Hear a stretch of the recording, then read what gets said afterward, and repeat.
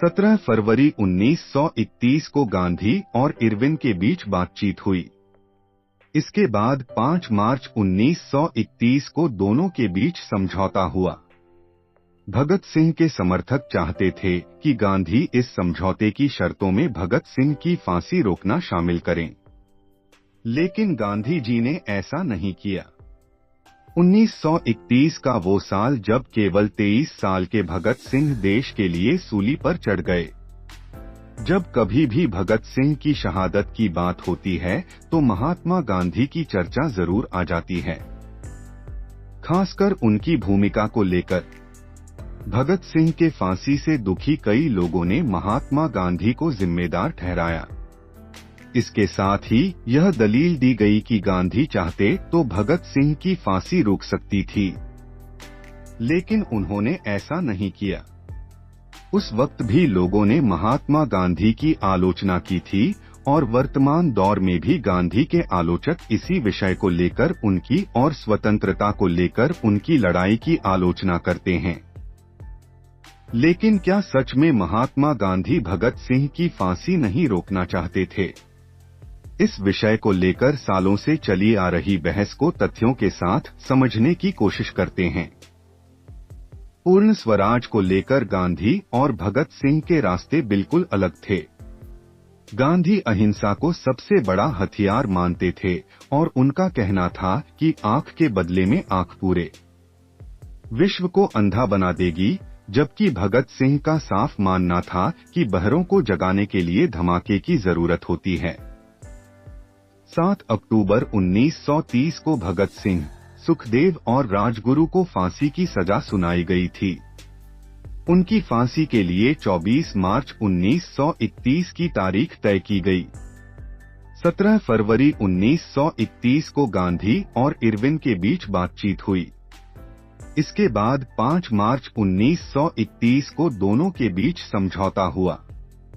इस समझौते में अहिंसक तरीके से संघर्ष करने के दौरान पकड़े गए सभी कैदियों को छोड़ने की बात तय हुई, मगर राजकीय हत्या के मामले में फांसी की सजा पाने वाले भगत सिंह को माफी नहीं मिल पाई।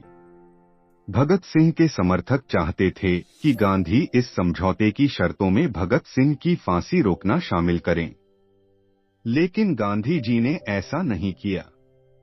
इसके पीछे की वजह यंग इंडिया अखबार में लिखे लेख में बताई गई। उन्होंने लिखा, कांग्रेस वर्किंग कमेटी भी मुझसे सहमत थी। हम समझौते के लिए इस बात की शर्त नहीं रख सकते थे कि अंग्रेजी हुकूमत भगत, राजगुरु और सुखदेव की सजा कम करे। 29 अप्रैल 1931 को सी विजयराघवाचारी को भेजी चिट्ठी में गांधी ने लिखा, इस सजा की कानूनी वैधता को लेकर जूरिस्ट सर तेज बहादुर ने वायसराय से बात की, लेकिन इसका भी कोई फायदा नहीं निकला। गांधी के सामने बड़ी परेशानी ये थी कि ये क्रांतिकारी खुद ही अपनी फांसी का विरोध नहीं कर रहे थे। गांधी एक कोशिश में थे कि भगत सिंह और उनके साथी एक वादा कर दें कि वो आगे हिंसक कदम नहीं उठाएंगे। इसका हवाला देकर वो अंग्रेजों से फांसी की सजा रुकवा लेंगे, लेकिन ऐसा नहीं हुआ। इरविन ने सेक्रेटरी ऑफ स्टेट को भेजी अपनी रिपोर्ट में भी गांधी के साथ हुई इस बात का जिक्र किया। उनके मुताबिक चूंकि गांधी अहिंसा में यकीन करते हैं, इसीलिए वो किसी की भी जान लिए जाने के खिलाफ हैं, मगर उन्हें लगता है कि मौजूदा हालात में बेहतर माहौल बनाने के लिए ये सजा फिलहाल मुलतवी कर देनी चाहिए। लोग आलोचना करते हुए कहते हैं कि गांधी ज्यादा से ज्यादा सजा को कुछ वक्त के लिए रोकने की अपील कर रहे थे, जबकि उन्हें सजा खत्म करवाए जाने या फिर उसे कम करवाने की कोशिश करनी चाहिए थी। 24 मार्च 1931 का दिन यानी भगत सिंह को फांसी दिए जाने की अगली सुबह लोगों में आक्रोश की लहर दौड़ गई। लेकिन ये आक्रोश सिर्फ अंग्रेजों नहीं बल्कि गांधी जी के खिलाफ भी था, क्योंकि उन्होंने इस बात का आग्रह नहीं किया कि भगत सिंह की फांसी माफ नहीं तो समझौता भी नहीं। महात्मा गांधी जैसे ही कराची, आज का पाकिस्तान, के पास मालीर स्टेशन पर पहुंचे, तो एक नौजवान ने काले कपड़े से बने फूलों की माला गांधी जी को भेंट की। स्वयं गांधी जी के शब्दों में, काले कपड़े के वे फूल तीनों देशभक्तों की चिता की राख के प्रतीक थे।